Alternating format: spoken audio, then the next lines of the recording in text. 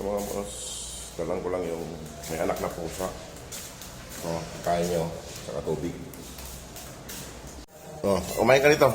Ayan o. Ito, kain mo. At ito, lagyan ko ng tubig. Busog yata. Tubig.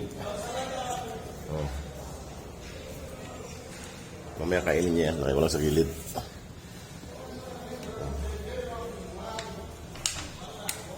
Ito yung mga anak niya. Lagay ko lang sa gilid yung tubig para may tubig siya bukas. Biligyan siya ng pan. Gatas. Tatlong puting.